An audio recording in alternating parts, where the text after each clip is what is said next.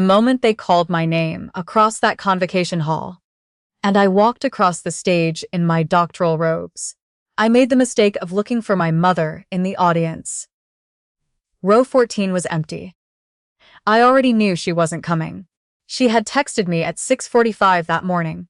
I'd been awake since 4, too wired to sleep, going over my remarks one more time in the dark. And the message said, in full, "Driving to Ottawa and back in one day is too much. You understand. Congratulations on finishing." That was it. Not on your PhD. Not even I'm proud of you. Just finishing like I'd wrapped up a knitting project or finally cleaned out the garage. My stepfather hadn't texted at all. 6.5 years. 6.5 years of coursework, field research, teaching first-year chemistry labs at 7 in the morning, defending my research proposal in front of a committee that spent 45 minutes trying to find holes in it. 6.5 years of eating instant noodles at my desk 3 nights a week, and applying for every bursary I could find and telling myself, every single time, my mother said something like a PhD is a very expensive way to delay real life, that it didn't matter what she thought, that I was doing this for myself. The dean shook my hand. The photographer snapped a shot. I already knew I'd never frame. I smiled until my jaw ached and walked back to my seat and spent the rest of the ceremony staring at my name printed in the program. Nadia Ostrowski, Doctor of Philosophy, Environmental Engineering, running my thumb over the letters until the ink blurred at the edges. What I didn't know, sitting in that auditorium with my hands in my lap and the burning in the back of my throat that I was refusing to call crying, was that a woman in the very last row had been recording since the processional began. Not the stage, not the ceremony, the empty seats in row 14, calm and deliberate. The way you record something, you have been specifically waiting to document. I met her 40 minutes later, when the reception was winding down and the last of the other graduates were drifting toward the parking lot with their families. Cap photos in the courtyard, tulips and mylar balloons. Grandmothers in good coats, dabbing their eyes. I was standing near the coat check by myself, half unzipped from my doctoral gown, and trying to figure out whether I had the energy to walk to the market, or whether I should just take the bus straight home when someone said my full name. Nadia Ostrowski? She was in her late 50s. Silver hair cut close at the sides, reading glasses pushed up on her forehead, a leather portfolio under one arm. She had the kind of settled, unhurried calm that either came from decades of therapy or decades of law. "Yes," I said. "Sorry. Do I know you?" "No." She extended her hand. "My name is Victoria Marsh. I'm a senior partner at Harlow & Associates, estate law, based in Vancouver. I've been looking for you for a very long time." She paused, and something shifted in her expression. Not quite pity, but adjacent to it. "I was here today because I needed to document what happened in row 14. That footage was transmitted to the Board of Executors managing your father's estate approximately 20 minutes ago." I stared at her. "My father," I said carefully, "died when I was 8 years old. My mother told me he left us with nothing." Victoria Marsh looked at me with the patient steadiness of someone who had delivered this kind of news before and knew exactly how long to give the other person before continuing. "Your mother," she said, "has been lying to you for 22 years. Would you like to sit down?" We found a bench in the courtyard, out of the foot traffic, with the Ottawa River visible through the trees. The sky was that flat, overcast gray that sits over the city in May before the real warmth arrives. Victoria set the portfolio across her knees and began to talk, and I sat beside her and listened, and tried to keep my breathing even. My biological father, his name was Walter Ostrowski, had not been the absent, unreliable man my mother had described for as long as I could remember. He had been a software architect who built a small but successful firm in Burnaby in the late 90s, sold it before the dot-com collapse, and had been managing the proceeds carefully when he was diagnosed with a cardiac condition at 41. He died the following year. I was 8. I remembered his hands and the smell of cedar and almost nothing else. Because my mother had made sure after he died, that there was very little left to remember. What I had never known was that before he died, he had established a trust. The original value at the time of his death was $2.1 million, Victoria said, sliding a certified document across to me. Invested conservatively and managed by the estate board, over 22 years, the current value is approximately $3.6 million. The trust was established specifically and solely for your benefit, your upbringing, your healthcare, your education, and your post-secondary studies. I looked at the numbers on the letterhead. They didn't feel real. Then why? I said very slowly. Did I take out $40,000 in student loans? Why did my mother charge me rent the summer after my undergraduate degree? Why did I spend 6 years applying for every bursary and teaching assistantship I could find because she told me there was simply no money for me to continue? Because your mother has been receiving a monthly distribution from the trust since your father's death. Victoria's voice was quiet, but entirely level. $11,000 per month, every month, for 22 years. Deposited directly into an account in her name as the named trustee. And from what the estate audit has been able to determine, the substantial majority of those distributions were not spent on you. The number arrived in my chest like something physical. $11,000 a month, for 22 years. She told me she worked 2 jobs to keep us afloat, I said. She did not need to work 2 jobs, Victoria said. The trust more than covered your upbringing. The additional income when she was working appears to have gone toward your stepfather's investment properties, a series of significant renovations on the Barry house, 2 international trips, and various personal expenses. She paused. The Audi she drives, the backyard landscaping, several things of that nature. I thought about the summer I was 16, working at a garden center for $9 an hour, because my mother said school supplies weren't in the budget that year. I thought about the September of my first undergraduate year, sitting in the OSAP office at the university, filling out forms, calling home to ask if there was any paperwork she needed to provide, and my mother saying, in that particular voice, the one that made you feel like a burden for asking, that she didn't have time to deal with that right now. I thought about the phone call when I was accepted into the doctoral program, how I'd been nearly shaking with excitement, and how she had listened in silence and then said, "Well, it's not a guarantee of employment, so I hope you're not expecting us to subsidize that decision." I had thanked her for the advice. I had actually thanked her. Victoria turned to a page near the back of the stack and pointed to a highlighted passage. "Your father was not a naive man," she said. "He knew your mother well enough to anticipate exactly this kind of outcome, which is why he insisted on a specific provision being written into the trust's governing document. The language was careful and precise, the way legal language always is, but the meaning was simple. If the named trustee demonstrated a pattern of failing to attend the beneficiary's major educational milestones, specifically defined to include university and post-secondary graduation ceremonies, the trustee's status would be immediately and permanently revoked. All remaining estate assets would transfer unconditionally and directly to the beneficiary." "She has missed everyone," Victoria said. "Your undergraduate convocation," she sent a card with a gas station gift certificate. "Your master's ceremony." She said she had a prior commitment. "And today," she looked at me steadily, "I have been authorized by the estate board to inform you that as of the filing made 20 minutes ago, your mother's access to all trust-associated accounts has been suspended pending the formal transfer of trusteeship to you." I sat very still on that bench. "She knew about the clause," I said. It wasn't a question. "She was notified by registered mail 3 years ago that the behavioral provision was under review," Victoria said. "She signed for the delivery. She received a second notice 14 months ago. She was told in writing that any further undocumented absence from a milestone event would trigger the clause's full provisions."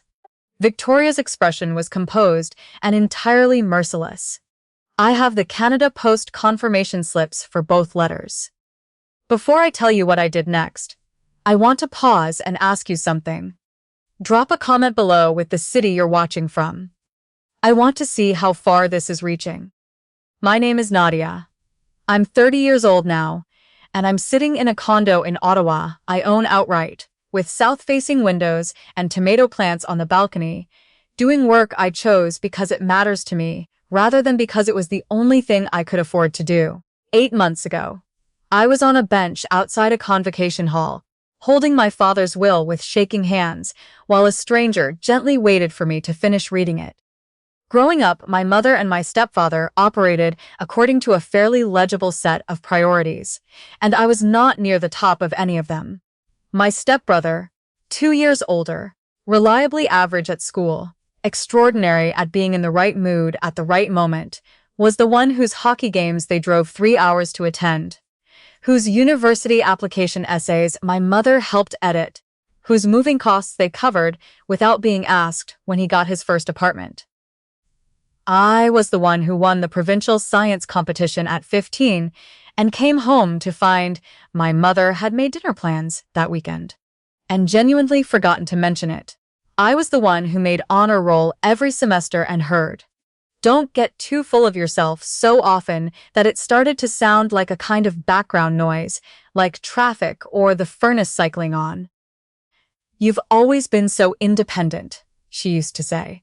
She said it warmly, even like it was a compliment. It took me years to understand. It was actually a permission slip. Permission she had written herself. To stop showing up, because clearly I didn't need her to. The morning of my convocation, I had ironed my dress shirt twice. I'd taken the early train in, arrived at the university before the staging area even opened, and sat in a plastic chair in my doctoral robes making small talk with the other graduates. Several of them had family already texting from the parking lot, asking about which entrance to use. My phone had one message, from 6:45. I turned it face down on my knee and told myself, "This day still belongs to you." Her absence does not take it.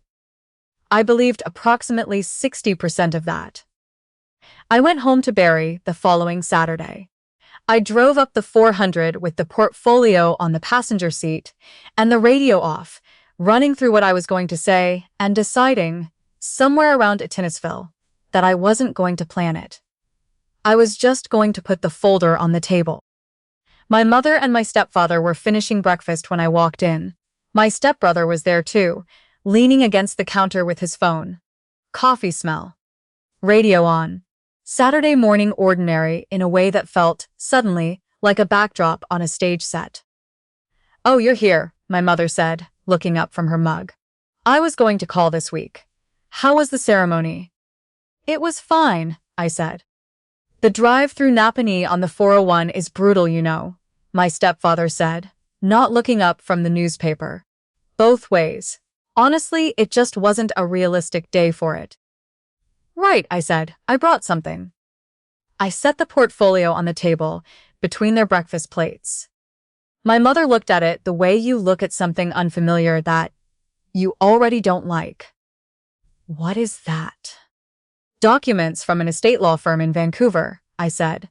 "They represent the trust my biological father set up before he died.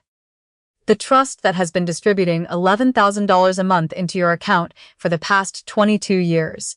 The one you told me didn't exist." The radio kept playing. My stepbrother looked up slowly from his phone. My mother set down her mug. The sound of it against the table was very precise. "That money," she said in her most controlled voice, "was for your care and upbringing. I managed it responsibly, and I have no obligation to. You charged me $600 a month in rent the summer after my undergrad," I said, "while you were receiving $11,000 from my father's estate. That was a lesson in real-world financial responsibility. I took out $40,000 in student loans. For the experience of managing your own. There is a behavioral clause in the trust document," I said. "My father included it specifically because he knew your tendencies. If the trustee failed to attend my major educational milestones, The trusteeship would be revoked and the estate would transfer to me directly. Victoria Marsh was in the auditorium on Thursday. She recorded the empty seats.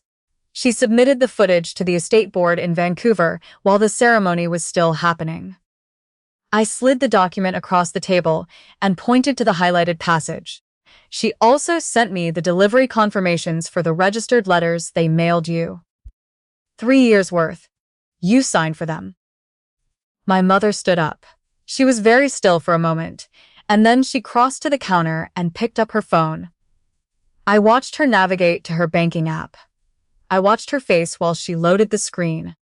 The balance read 0. A red banner across the top of the page said, "Account under review.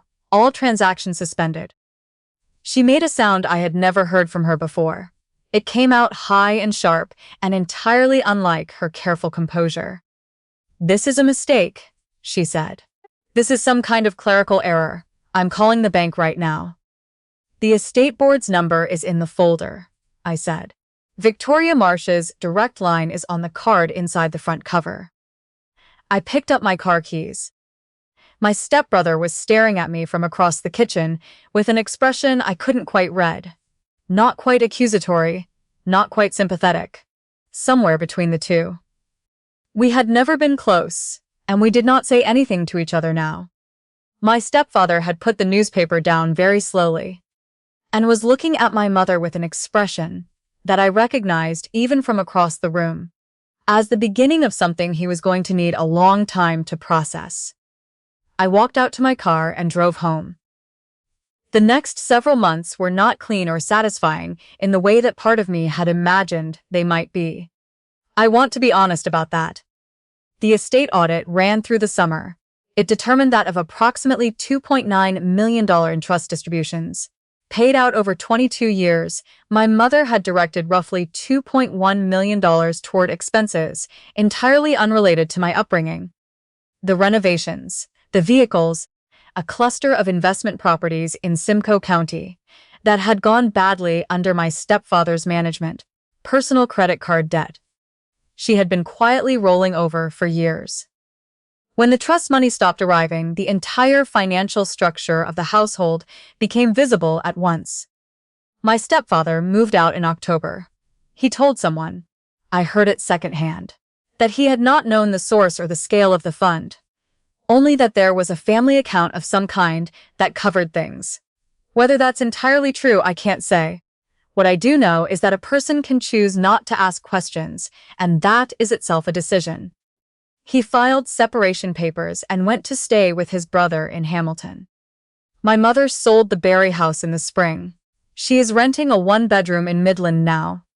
We spoke once in December when she called to tell me I had destroyed the family. I told her, as calmly as I could, that I hadn't built it. She hung up. I made chamomile tea and went to bed at a reasonable hour and slept better than I had in months. The estate transfer finalized in February. After legal fees and the amounts recovered by the estate board as partial restitution, just under $3.2 million arrived in stages over 8 weeks. I have handled it with what I would describe as cautious bewilderment.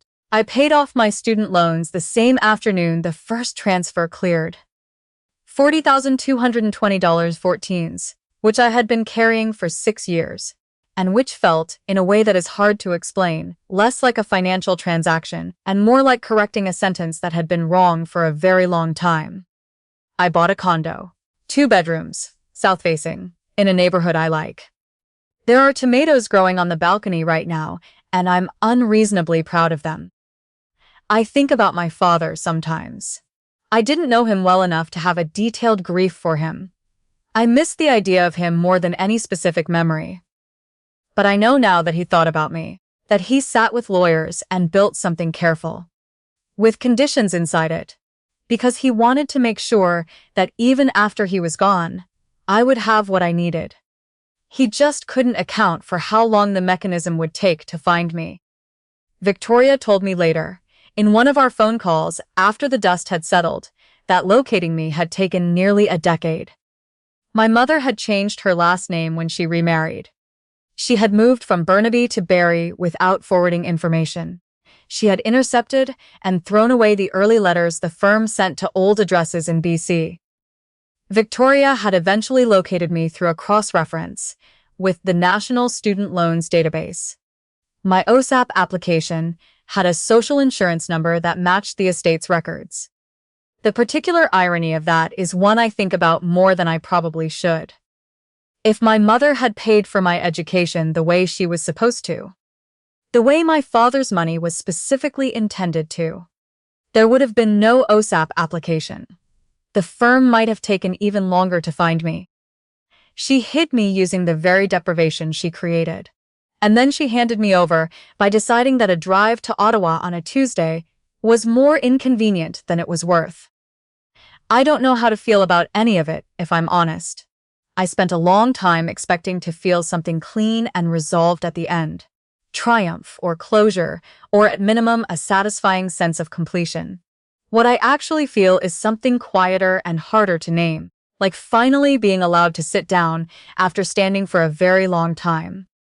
What I do know is this: I will not spend the rest of my life being invisible in my own story. My father left me something, and I intend to use it well. And my mother walking out of that auditorium, the thing she thought was the easiest possible choice, turned out to be the exact key that set me free. Now I want to hear from you. If you had been in that kitchen, with the folder on the table, and your mother's phone showing a zero balance in real time, would you have confronted her face to face the way I did? Or would you have let the lawyers handle it from a distance and never been in the room at all? Tell me honestly. I read every comment.